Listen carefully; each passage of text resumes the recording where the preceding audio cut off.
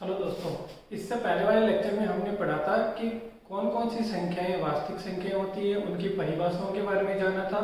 अगर आपने इससे पहले वाला वीडियो नहीं देखा है तो वो ज़रूर से देख लेना, क्योंकि वो बहुत ही ज़्यादा ज़रूरी है देखना। उसमें से कम आपका 1 नंबर का क्वेश्चन जरूर बनेगा, ठीक है। तो आप जाके मैं वीडियो के डिस्क्रिप्शन में उसका लिंक डाल दूंगा, ठीक है। तो वहाँ से आप जाके उस पर वीडियो को देख लेना। आज के हम इस लेक्चर में पढ़ने वाले हैं कि गुणनखंड किसे कहते हैं, ठीक है। अभाज्य गुणनखंड किसे कहते हैं, गुणनफल किसे कहते हैं, भाज्यता के नियम कि आपको मान लीजिए कि 2 की भाज्यता का नियम जानना है, 3 की जानना है, ठीक है। इस प्रकार से हम भाज्यता के नियमों के बारे में सीखेंगे, ठीक है। उसके बाद में अभाज्य गुणनखंड निकालना सीखेंगे, ठीक है, क्योंकि इस प्रश्नावली में ये जो टॉपिक है वो आपका बहुत ही ज्यादा इंपॉर्टेंट है, ठीक है।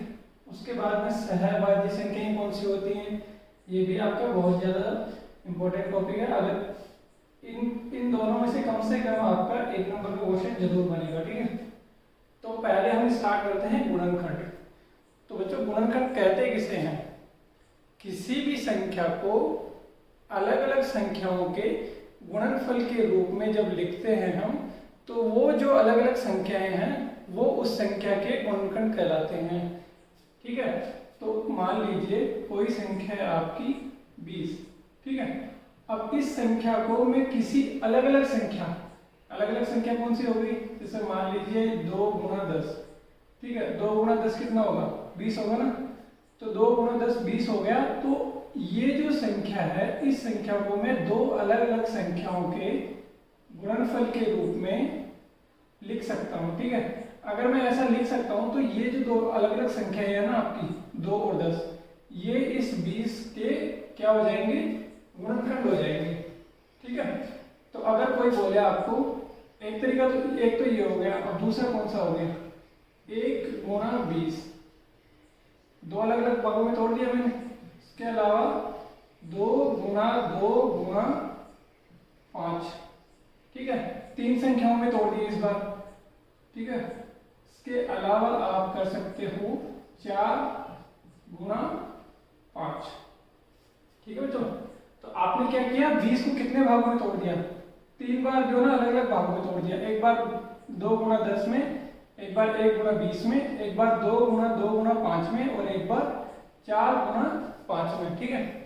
तो हमने क्या परिभाषा बोली थी, किसी भी संख्या को अन्य संख्याओं के गुणनफल के रूप में तोड़ना तथा तोड़े गए जिन संख्याओं की मदद से उसको तोड़ा गया है गुणनफल के रूप में, उन संख्याओं को हम उस संख्या के गुणनखंड कहते हैं, ठीक है।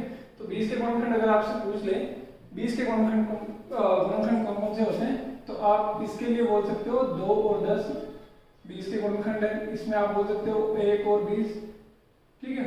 इसमें आप बोल सकते हो 2 और 5, इसमें क्या हो गया 4 और 5। ये सारे के सारे क्या हो गए आपके गुणनखंड, किसके, 20 के, ठीक है। तो ये हो गया आपके गुणनखंड। अब आता है अभाज्य गुणनखंड। अभाज्य यहाँ पे क्या था, 2 और 10 आ गए, ठीक है। ये कितना आ गया, 2 1 और 20 आ गए। ये कितना है, 2 और 5 है। ये कितना है, 4 और 5 है। तो ये है तो सारे गुणनखंड। अगर हमसे ये पूछा जाए कि कौन से अभाज्य गुणनखंड है, ठीक है, अगर 20 के हमसे अभाज्य गुणनखंड पूछा जाए तो चलो देख लेते हैं। अभाज्य संख्या को पता होगा ना, पिछले लेक्चर में मैंने पढ़ाया था आपको, पिछली क्लास में नीचे से पढ़ाया था। अभाज्य संख्या वो संख्या होती है जिनमें स्वयं का और स्वयं के अलावा सिर्फ एक का भाग जाता हो और किसी अन्य का संख्या का भाग नहीं जाता हो, अभाज्य संख्या कहलाती है। कौन कौन सी होती है, 2 3 5 7 11 13 17 23 29, ठीक है। इस प्रकार से आगे पूरा, ठीक है। तो अब इनमें से हमें देखना है कि इस संख्या को अभाज्य संख्याओं के रूप में कैसे तोड़ सकते हैं, ठीक है। अगर हम अभाज्य संख्याओं के रूप में तोड़ेंगे तो वो जो अभाज्य संख्याएं होंगी वो इस संख्या के अभाज्य गुणनखंड कहलाएंगे, ठीक है। तो अब यहाँ पे देख लीजिए, ये 2 क्या है, अभाज्य संख्या है, ठीक है। 10 क्या है, अभाज्य संख्या है, नहीं है ना, तो ये अभाज्य गुणनखंड नहीं हुए। एक क्या है, ना तो अभाज्य है ना भाज्य है। 20 भी अभाज्य संख्या नहीं है तो ये भी अभाज्य गुणनखंड नहीं है। 2 क्या है? अभाज्य संख्या है, ठीक है, 2 अभाज्य संख्या है। 5 अभाज्य संख्या है, तो ये इसके अभाज्य गुणनखंड हो गए। 4 अभाज्य संख्या नहीं है, 5 अभाज्य संख्या है, तो ये भी इसके अभाज्य गुणनखंड नहीं है। अभाज्य गुणनखंड का मतलब है कि उस संख्या को सारे के सारे जो गुणनखंड है वो सारे अभाज्य होने चाहिए। ऐसा नहीं कि एक गुणनखंड अभाज्य हो गया और एक गुणनखंड भाज्य हो गया तो हम उसको अभाज्य गुणनखंड बोल देंगे, नहीं, ऐसा नहीं होगा, ठीक है। तो ये सारे इसके अभाज्य गुणनखंड हो गए। तो 20 को मैं क्या तोड़ूंगा अभाज्य गुणनखंड के रूप में? 2 गुणा 2 गुणा 5। तो अगर आपसे कोई पूछ ले कि 20 के अभाज्य गुणनखंड कौन कौन से होते हैं तो आप क्या बोलोगे? 2 और 5। ये 2 अभाज्य गुणनखंड 20 के होते हैं, जिसमें 2 की आवृत्ति 2 बार है और 5 की आवृत्ति 1 बार है। क्या बोला मैंने? आवृत्ति। आवृत्ति मतलब कितनी बार आ रहा है वो, ठीक है। 2 कितनी बार आएगा? 2 बार, और 5 कितनी बार आएगा? 1 बार, ठीक है। ये इसके क्या है? अभाज्य गुणनखंड।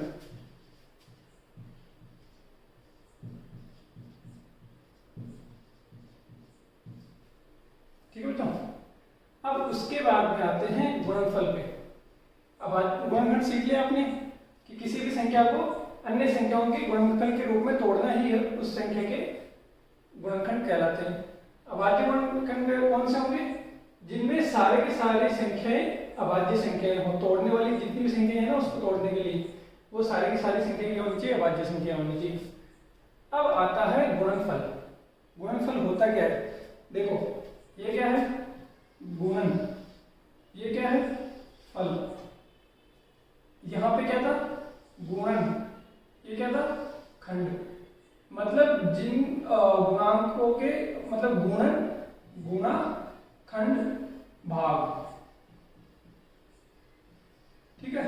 गुणा करने वाले भाग मतलब 2 और 10।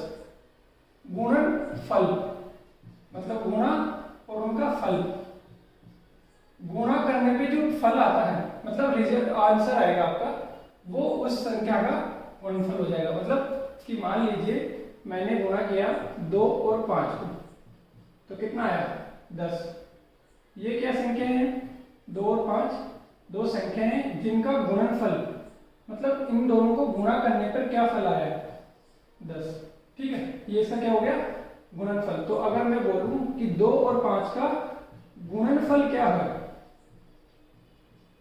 तो आप बोलोगे 2 और 5 का गुणनफल 10 है, ठीक है। तो बहुत आसान है, मतलब गुणा करके जिन संख्याओं, अब किसी भी संख्या को गुणा करके जो फल मिलेगा वही आपका गुणनफल आ जाएगा, ठीक है।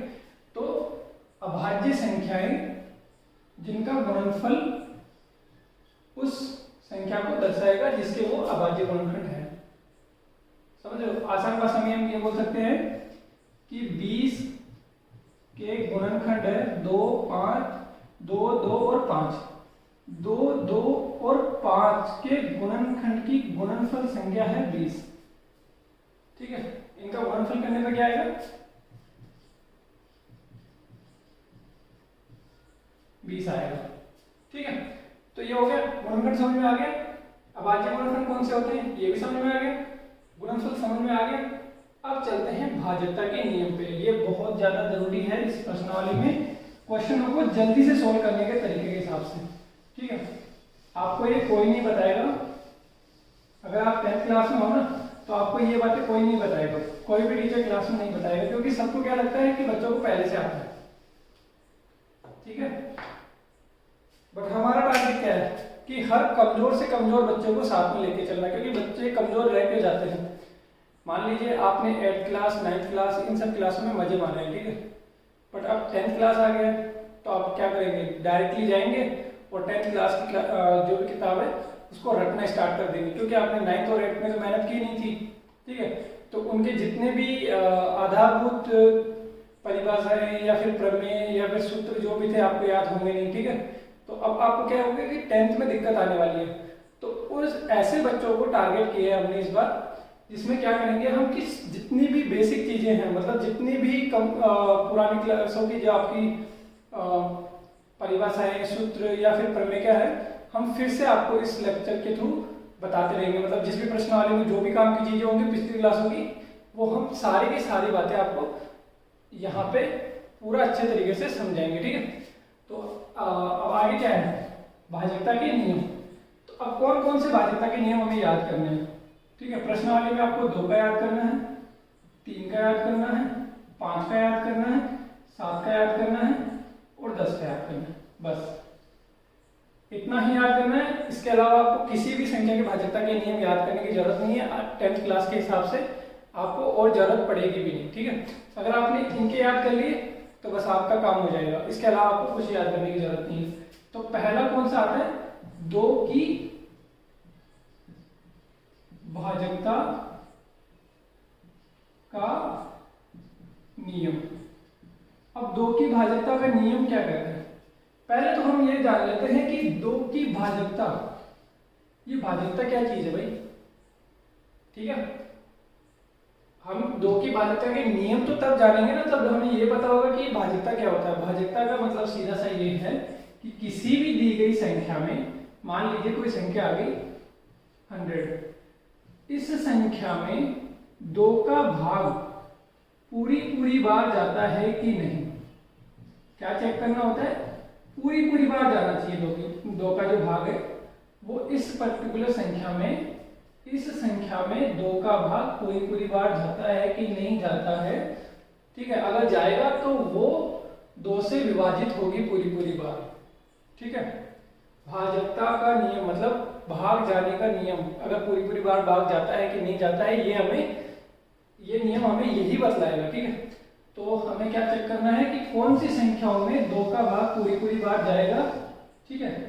तो एक तरीका तो क्या है कि हर एक संख्या में हम जो ना, जैसे मान लीजिए आ गया कि 152, ठीक है, 2 का पूरी बार भाग जाएगा कि नहीं जाएगा, मैं क्या करूंगा 2, ठीक है, 2 7 14, 2 चिट्ठी 12, ठीक है, 0 आ गया।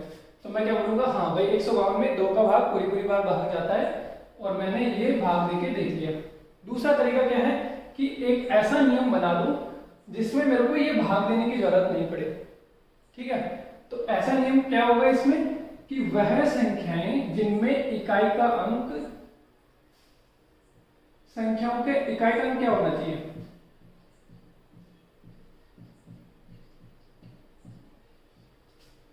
0 2 4 6 8, समझ रहे हो। आपने क्या कहां पढ़ा था, ये चीज याद आ रहा है कुछ, पिछली क्लास में हमने पढ़ा था सम संख्याएं, याद आया कि नहीं आया, एक बार फिर से जाके देख लेना। तो जो भी सम संख्या है वो 2 से पूरी बार विभाजित होगी। तो अब यहाँ पे क्या था, 152, इकाई का अंक क्या था 2, तो आपको भाग देने की जरूरत ही नहीं थी, सीधा आप बोल देते कि हाँ भाई इकाई का अंक 2 है, मतलब इनमें से कोई एक है, तो ये संख्या 2 से पूरी बार विभाजित होगी। ये इतना देखने की जरूरत ही नहीं थी, समझ गए। तो 2 की भाजकता का नियम क्या हो गया कि वह संख्याएं जिनमें इकाई का अंक 0 2 4 6 में से कोई एक हो, ठीक है, इनमें से कोई भी एक हो तो वह संख्या 2 से पूरी बार विभाजित होगी, ठीक है। हो गया 2 की भाजकता का नियम। अब जल्दी से आगे चलते हैं, अब देखते हैं हम 3 की भाजकता का नियम, ठीक है। अब 3 की भाजकता का नियम क्या कहता है भाई, कौन सी संख्याओं में 3 का पूरा भाग जाएगा, हमें ये देखना है, ठीक है। तो मान लीजिए हमने चुना 153, ठीक है, 153 में 3 का भाग जाता है कि नहीं जाता है बच्चों, हमें नहीं पता है क्योंकि हमें भाजकता का नियम नहीं आता है। तो हमने क्या किया, चलो थोड़ी सी बड़ी संख्या लेते हैं,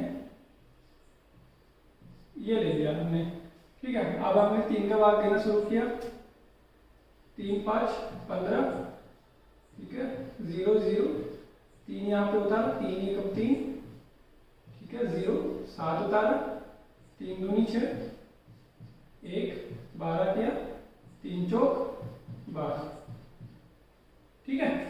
तो इसमें 3 का भाग पूरी बार जा रहा है, तो इसमें हमने क्या किया, ये इतना भाग देके देखा।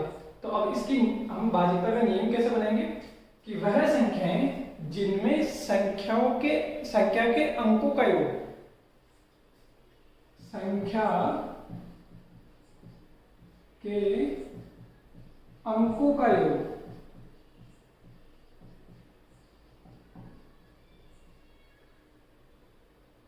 संख्या के अंकों का योग बटे संख्या के अंकों के योग में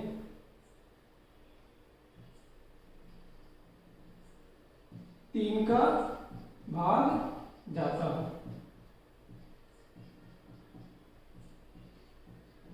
ठीक है, तो ऐसी संख्याएं क्या होंगी, 2 से 3 से पूरी बार विभाजित होंगी। अब आप क्या है, आपकी संख्या क्या थी, 1 5 3 7 2, यही थी ना, 1 5 3 7 2 मतलब 15,372। अब इसमें संख्या के अंकों का योग मतलब 1 + 5 + 3 + 7 + 2, ये कितना हुआ, 5 और 1 6, 6 और 3 9, 9 और 7 16, 16 और 2 कितना हो गया, 18, 18 में 3 का भाग जाता है, 36 18। ठीक है, मतलब कि इस संख्या में भी 3 का भाग पूरी बार जाएगा। कितना टाइम लगा, 1 सेकंड में पूरा आपको पता लग गया। अगर थोड़ी सी भी और बड़ी संख्या होती तो आपका फिर से भाग बहुत ज्यादा लंबा चला जाता। ठीक है, तो भाज्यता का नियम आपको बहुत ज्यादा मदद करने वाला है यह पहचानने में कि उसमें किसी संख्या का पूरा भाग जाता है कि नहीं जाता। जैसे 3 की भाज्यता का नियम है, तो ये पहचानने में आएगा कि इस संख्या में 3 का भाग पूरी बार जाता है या नहीं जाता है। ठीक है, तो 3 की भाज्यता का नियम समझ में आ गया कि संख्या के अंकों का योग में 3 का पूरा भाग जाना चाहिए, तभी वो 3 से विभाजित होगी। ठीक है, अब देख लेते हैं 5 की भाज्यता के नियम। बहुत आसान है, मतलब सीधा सा क्या है कि इकाई का अंक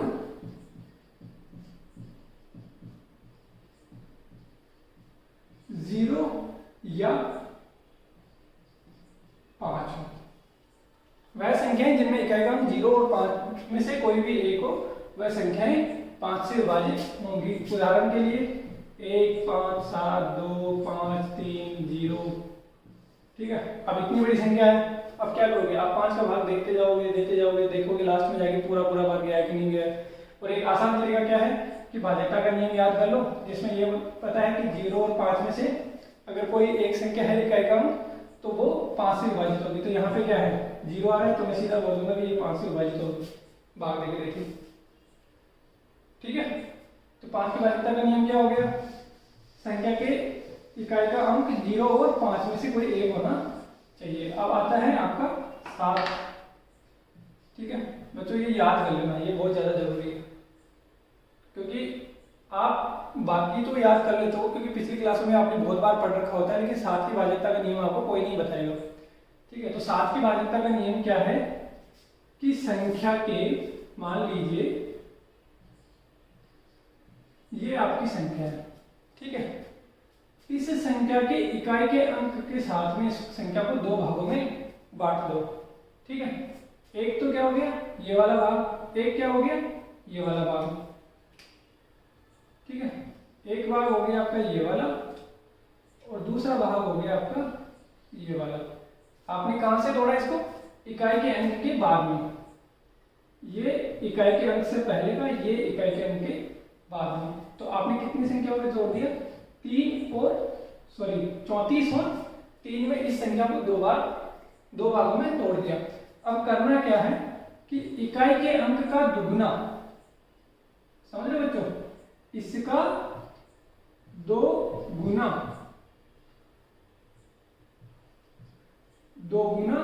आपको इस वाली संख्या में से घटाना है, मतलब 34 - 6, तो ये क्या बन गया आपका 28। ठीक है, 2 गुना घटाने के बाद में जो संख्या बनती है आपकी, उसमें अगर 7 का भाग जाता है पूरी बार, तो वह संख्या 7 से विभाजित होगी। ठीक है, तो आप सीधा से क्या बोल सकते हो, मैं परिभाषा आपको नोट्स में अटैच करके दूंगा। आपको पता होगा कि वीडियो के आखिरी में जो कुछ मैंने पढ़ाया होता है उसके सारे के सारे नोट्स आपको मिल जाते हैं। तो आपको नोट्स उतारना कैसे है, वीडियो के आखिरी में जाओगे। ठीक है, जैसे ही आपको नोट्स दिखेगा वहां पे बीच में आपको वीडियो को ऐसे एक गोल सा बटन आता है जिसमें ऐसे डंडे होते हैं, ठीक है, उनके ऊपर दबा देना है। ठीक है, जिससे आपका वीडियो वहीं पे रुक जाएगा। ठीक है, फिर उसके बाद उस पेज के सारे नोट्स अपने फेयर कॉपी में अलग से एक फेयर कॉपी बना लेना आप लोग, जिसमें आपके सिर्फ और सिर्फ नोट्स होने चाहिए, नोट्स और फॉर्मूले, इसके अलावा कुछ नहीं होना चाहिए। उसका फायदा क्या होगा, जब आप एग्जाम देने जाओगे तो सीधी सी वो जरा सी एक छोटी सी कॉपी बनेगी आपकी, ठीक है, जिसमें नोट्स और ये सारी चीजें होंगी। तो जब आप रिवाइज करना हो, मान लीजिए कि एग्जाम है कल का, ठीक है, अब मैं कल सुबह उठूंगा, ठीक है, उठते ही पूरी किताब तो मैं रिवाइज कर नहीं सकता, तो मैं क्या करूँगा कि वो छोटी सी नोट्स जो मैंने बना रखी होगी उसको जल्दी से आधे घंटे में देख के चला जाऊंगा, जिससे कि मेरे को जो सूत्र है वो नहीं भूलूंगा और जो प्रमेय है वो भी नहीं भूलूंगा, जो मेरे को बेसिक सी बातें होती हैं वो भी मैं नहीं भूलूंगा, ठीक है। तो मैं आसानी से जो है ना अपना स्कोर अच्छा कर पाऊंगा मैथ्स में, ठीक है। तो यही छोटी छोटी चीजें होती हैं जो बच्चे नहीं करते हैं, और जो टॉपर होते हैं वो इन छोटी छोटी बातों को ध्यान रख के ही वो क्लास में टॉप कर जाते हैं, ठीक है। तो आपको क्या करना है, सात की भाज्यता का नियम क्या हो गया, यदि किसी संख्या को इकाई के अंक को अलग कर दिया जाए और बची हुई संख्या में इकाई के अंक का दुगुना घटा दिया जाए, इकाई के अंक का दोगुना उस बची हुई संख्या में से घटा दिया जाए, समझ लो, दोगुना बची हुई संख्या के में से घटा दिया जाए, और घटाने के बाद जो संख्या आएगी उसमें अगर 7 का भाग जाता है तो उस संख्या में भी 7 का पूरी बार भाग जाएगा, ठीक है। ये होगी आपकी 7 की भाज्यता का नियम। कुछ नहीं है, बहुत सिंपल सा है, संख्या को इकाई के अंक के साथ में अलग कर देना है। उदाहरण के लिए मान लीजिए 1537, ठीक है। अब मैंने क्या किया, इकाई के अंक को अलग किया, 53 माइनस उसका इकाई का अंक दुगुना, 7 दूनी 14, ठीक है, 14 घटा दो उसमें से, कितना आया, 9 आ गया, 4 3 आ गया, 139 आ गया। 139 में भाग देके देखो 7 का, 7 एकम 7, 139 में आप 7 का भाग देके देखोगे, 7 एकम 7, 6 9 7 नाम 63 ना, अच्छा पूरी बार भाग जा रहा है, नहीं जा रहा ना, तो आप बोल सकते हो कि इस संख्या में पूरी बार भाग नहीं जाएगा 7 का। कितना सिंपल, एक अंक को हटाओ, उसका दुगना घटा दो, जो संख्या बन गई उसमें 7 का भाग लगा के देख लो, अगर जा रहा है तो ठीक है, नहीं जा रहा है तो वो नहीं विभाजित होगी। इसके बाद में आता है 10। बच्चों आपका 101% या तो 1 नंबर का या फिर 2 नंबर का क्वेश्चन बनेगा। इसके आधार पे आपके प्रश्नावली में क्वेश्चन भी बन रहे हैं, ठीक है। आपको 10 की भाज्यता का नियम बहुत अच्छे से आना चाहिए, तभी जाके वो एक जो आपको कठिन क्वेश्चन लगेगा ना प्रश्नावली में, वो बहुत ज्यादा आसान बन जाएगा, ठीक है। तो 10 की भाज्यता का नियम क्या है, जिसमें इकाई का अंक 0 हो, वो संख्याएं 10 से पूरी बार विभाजित होंगी। या दूसरा क्या है, जिसमें 2 तथा 5 का भाग पूरी बार जाता हो। ये आपका सबसे बड़ा फॉर्मूला बनेगा इस प्रश्नावली के लिए। इकाई का अंक 0 है, अगर इकाई का अंक 0 है तो उसमें 10 का पूरी बार भाग जाएगा, और अगर इकाई का अंक 0 है तो उसमें 10 का भाग जाएगा, ठीक है। इकाई का अंक 0 कब होगा, जब संख्या में 2 और 5 का भाग पूरी बार जाएगा, तो वह संख्या में इकाई का अंक 0 होने वाला आपका। मतलब सीधा सा मैं क्या बोल सकता हूं कि अगर मुझे कोई पूछे कि मैंने किसी भी संख्या को लिखा है तो उसमें इकाई का अंक 0 होगा कि नहीं होगा। जैसे मान लीजिए मैंने लिखा 2 गुणा 3 गुणा 5 गुणा 7 गुणा 13 गुणा 17, ठीक है, ये लिख दिया, ठीक है। अब मैं बोलता हूं आपको कि इन अभाज्य संख्याओं को गुणा करने पर मुझे 0 प्राप्त होगा कि नहीं होगा, ठीक है। ये आपको मुझे बताना है कि इन अभाज्य संख्याओं को गुणा करके मुझे 0 प्राप्त होगा कि नहीं होगा। तो मैं बोलूंगा आपको कि आपको देखना है 2 और 5 कम से कम एक बार आना चाहिए, दोनों, ठीक है, 2 भी आना चाहिए और 5 भी आना चाहिए। अगर ये अभाज्य संख्याएं आपके गुणनखंड में हैं तो आपकी उस संख्या के गुणनफल में 101% आएगा ही आएगा।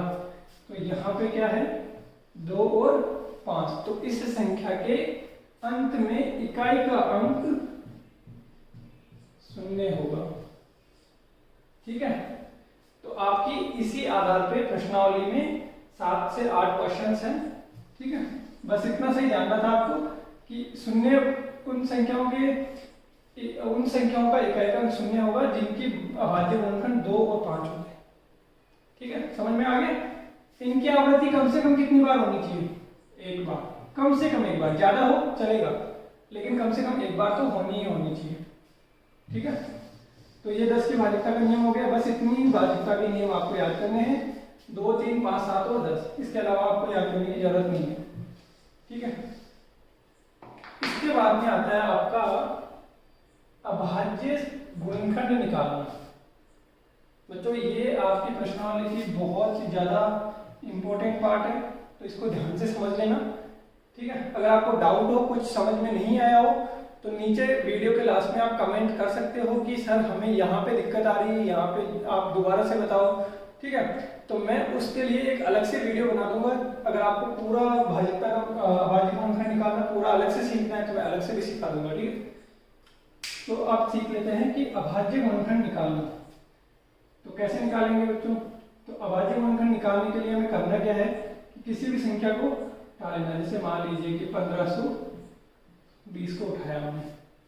ठीक है, तो अब इसके अभाज्य गुणनखंड निकालने हैं। तो अभाज्य गुणनखंड निकालने के लिए हमें कुछ बातों का ध्यान रखना होता है। कौन कौन सी बातों का? पहले तो हमें ये पता होना चाहिए कि कौन कौन सी संख्याएं अभाज्य संख्याएं होती हैं।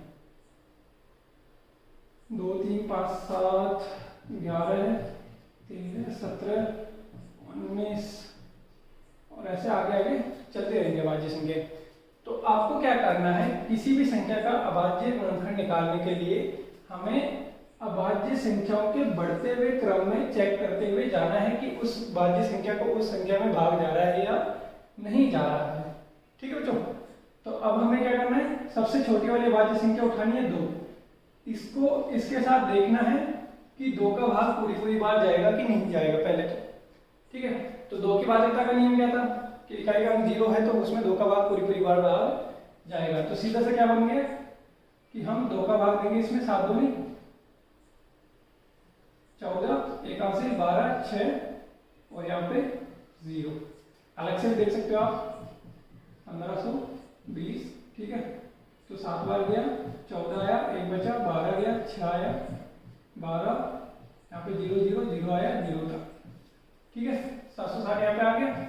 दूसरी बार फिर से हम किस में देखेंगे, जब तक जाते जाएगा ना, जब तक उस संख्या में भाग जा रहा है हम उसी संख्या को लेते रहेंगे भाज्य संख्या को। ठीक है, फिर से जा रहा है 3, 8, 0, फिर से जा रहा है 1, 9, 0, फिर से जा रहा है 9 दूनी 18। ठीक है, और 5। अब यहाँ पे 2 का और जा रहा है, इसमें भी 2 का जा रहा है, इसमें भी 2 का जा रहा है, इसमें 2 का नहीं जा रहा। तो फिर हम क्या करेंगे, आगे वाली अभाज्य संख्या को उठाएंगे, उसका भाग देके देखेंगे। तो देखने से पहले हमें 3 की भाज्यता का नियम क्या है कि संख्या के अंकों का योग, संख्या के अंकों का योग कितना बन रहा है, 9 और 5 14 होता है। 14 में 3 का भाग नहीं जाता है, मतलब इसमें भी 3 का भाग नहीं जाएगा। 5 को उठा के देखेंगे, 5 का क्या था कि इकाई का अंक 5 होना चाहिए और 0 होना चाहिए। 0 और 5 में से कुछ है तो वो उसमें 5 का भाग जाएगा। तो इसमें क्या है, इकाई का अंक 5 है तो इसमें 5 का भाग पूरी बार जाएगा। तो 5 एकम 5। ठीक है, 5 9 45। ठीक है, अब इसमें 19 में 5 का भाग नहीं जाएगा, 7 का भाग जाएगा नहीं जाएगा, 11 का नहीं जाएगा, 13 का नहीं जाएगा, 17 नहीं जाएगा, 19 जाएगा। ठीक है, तो अब किसका देखेंगे, 19 का। कितनी बार गया, एक बार। जैसे 1 आ गया हमें रोक देना है। तो इस संख्या के अभाज्य गुणनखंड हो गए 2, 2, 2, 2, 5 और 19। ठीक है, तो आपको अभाज्य गुणनखंड निकालना है। आगे कैसे निकालना है, पहले तो आपको अभाज्य संख्याएं लिख लेनी है एक साइड में रफ पेज पे। ठीक है, उसके बाद में जिस भी संख्या का अभाज्य गुणनखंड निकालना है उसको लिख देना है यहाँ पे। ठीक है, फिर एक लाइन ऐसी खींचनी है, एक लाइन ऐसे खींच देनी है। ठीक है, सबसे छोटी भाज्य संख्या को देखोगे कि इसमें पूरा भाग जाता है तो आप वहां पे इसको लिखोगे, जितनी बार भाग जाएगा वो यहाँ पे लिख दोगे। फिर से देखोगे कि उसका जाता है कि नहीं जाता है, अगर जाता है तो फिर से लिख दोगे, फिर से देख लोगे, फिर से देख लोगे। ठीक है, बाद में उसका नहीं जाता है तो आगे वाली संख्या को देखोगे, उससे थोड़ी बड़ी अभाज्य संख्या, उसका भी नहीं जाता है तो उससे आगे वाली को देखोगे। ठीक है, इस प्रकार से आपको अभाज्य गुणनखंड निकाल लेने हैं। तो फिर क्या होगा कि 1520 के अभाज्य गुणनखंड हो गए हमारे दो कितनी बार आ रहा है, 1 2 3 4 बार आ रहा है, 5 कितनी बार आ रहा है, 1 बार, 19 कितनी बार आ रहा है, 1 बार। तो अब क्या लिख सकते हो, 1 2 3 4, मतलब 2 की घात 4। घात का समझने में मतलब आता है, ये भी बताना पड़ेगा दोबारा से। घात का मतलब होता है कि इस संख्या का कितनी बार गुणा हो रहा है, मतलब ये वाली संख्या का कितनी बार गुणा हो रहा है, मतलब 2 को कितनी बार गुणा करना है, 4 बार। तो इसी चीज को हम क्या लिख सकते हैं, 2 गुणा 2 गुणा 2 गुणा 2, 2 को 4 बार गुणा करना है। तो यही चीज थी ना यहाँ पे, तो इसको हमने छोटे रूप में कैसे लिख दिया, 2 की घात 4, उसके बाद में 5 और 19। 5 की घात कितनी है यहाँ पे, बहुत से बच्चों को नहीं पता होता है ये चीज। हमेशा किसी भी संख्या की जो घात है वो 1 होती है, हमेशा होती है 1। अगर आवृत्ति बड़ी हो तो संख्या की घातें हम, जैसे यहाँ पे कितनी बार आवृत्ति थी, 4 बार, तो 4 लिख दी। ठीक है, यहाँ पे आवृत्ति 1 बार थी तो 1 होगी घात, आवृत्ति कितनी बार है, 1 बार तो 1 होगी घात। ठीक है, तो ये इसके अभाज्य गुणनखंड हो गए। तो हमें ये याद करना है कि अभाज्य गुणनखंड कैसे निकालते हैं। सबसे छोटी अभाज्य संख्या से स्टार्ट करके बड़ी संख्याओं को अभाज्य संख्याओं की तरफ जाते हैं। हर एक संख्या का अभाज्य पहले भाग देके देखते हैं, अगर जाता है तो उसी संख्या से भाग लगा के जो शेषफल आएगा उसमें फिर आगे वाली संख्या या फिर उसी संख्या का भाग लगा के लिखेंगे, और ऐसे हम अभाज्य गुणनखंड निकालेंगे। अब आती है सह अभाज्य संख्याएं। अभाज्य गुणनखंड निकालना सीख लिया आपने। अब देखते हैं कि कौन सी संख्याएं आपकी सह अभाज्य संख्याएं होती हैं। देखो, आपको पता है अभाज्य संख्याएं कौन सी होती हैं, ठीक है, जिनमें एक का और स्वयं का ही भाग जाता है, इसके अलावा किसी भी संख्या का भाग नहीं जाता हो। ठीक है, सह अभाज्य संख्याएं कौन सी होती हैं। देखो, सह अभाज्य संख्या होने के लिए कम से कम आपके पास 2 संख्याएं होनी चाहिए। कितनी संख्याएं होनी चाहिए, 2 संख्याएं होनी चाहिए। क्योंकि आप चेक किस में करोगे, मतलब कौन सी किन्हीं 2 संख्याओं को तो देखोगे कि ये अभाज्य सह अभाज्य संख्याएं हैं या नहीं है। ठीक है, तो मैंने कहा 12 और 15 ये 2 संख्याएं हैं। हमें यह बताना है कि ये 2 संख्याएं सह अभाज्य संख्याएं हैं या नहीं है। ठीक है, तो किसी भी 2 संख्याओं को सहअभाज्य संख्या है या नहीं देखने के लिए हम क्या करते हैं, सबसे पहले उनके गुणनखंड निकालते हैं। इसीलिए मैंने आपको अभाज्य गुणनखंड निकालना सिखाया था। तो आप पहले इनके अभाज्य गुणनखंड निकाल लो। 12 के अभाज्य गुणनखंड क्या होते हैं, 2 गुणा 2 गुणा 3, आप निकाल लेना रफ कॉपी में। 15 क्या होते हैं, 3 गुणा 5। अब हमें क्या देखना है कि अगर दोनों संख्याओं के अभाज्य गुणनखंड में अगर एक भी गुणनखंड कॉमन आ रहा है, मतलब उभयनिष्ठ आ रहा है, मतलब ऐसा कोई गुणनखंड है क्या जो यहाँ पे भी आ रहा है और यहाँ पे भी आ रहा है, दिख रहा है। 12 के अभाज्य गुणनखंड कौन कौन से हैं, 2 और 3। 15 के 3 और 5। तो कौन सी संख्या दोनों में आ रही है, 3 आ रही है। अगर एक भी जो आपका अभाज्य गुणनखंड है वो उभयनिष्ठ है, ठीक है बच्चों, अगर उभयनिष्ठ गुणनखंड आ रहा है, उभयनिष्ठ अभाज्य गुणनखंड अगर है तो वो सह अभाज्य संख्याएं नहीं होंगी। और अगर उभयनिष्ठ गुणनखंड नहीं है, मान लीजिए कि मैंने यहां पे बोला, ठीक है, 35, तो 35 में क्या होगा, 3 गुणा 5। ठीक है, तो 12 और 15 में उभयनिष्ठ गुणनखंड 7 गुणा 5 हो गए। ठीक है, 7 पंजे 35। ठीक है, तो इसमें एक भी उभयनिष्ठ गुणनखंड नहीं है। ठीक है, तो 12 और आपकी 35 दोनों सह अभाज्य संख्याएं हैं। क्या है बच्चों, सहअभाज्य संख्याएं हैं। क्यों है? क्योंकि इनमें एक भी अभाज्य गुणनखंड कॉमन नहीं है, मतलब उभयनिष्ठ नहीं है। 15 और 35 ये सहअभाज्य संख्याएं नहीं है, ये है। क्यों नहीं है? क्योंकि इसमें 5 उभयनिष्ठ गुणनखंड है। ठीक है, तो ये हो गई आपकी सहअभाज्य संख्याएं। ठीक है बच्चों, आज के लिए इतना ही। अब हम नेक्स्ट लेक्चर में क्या करेंगे कि प्रश्नावली की प्रमेय समझ लेंगे कि गणित की आधारभूत प्रमेय कौन सी होती है। ठीक है, उसके बाद में HCF LCM निकालना सीख लेंगे। ठीक है, और फिर प्रश्नावली के क्वेश्चन सॉल्व करना स्टार्ट कर देंगे। ठीक है, तो अगर आपको भी 95 या 100 नंबर लाने हैं तो वीडियो को पूरा देखना है। ठीक है, अपनी कॉपी में अलग से नोट्स बनाने हैं, जो भी मैं नोट्स लिखा रहा हूँ। और अगर आपको समझ नहीं आ रहा है तो कमेंट बॉक्स में लिखना है कि सर हमें यहाँ पे चीजें समझ नहीं आई है, तो मैं आपको फिर से समझाने की कोशिश करूंगा।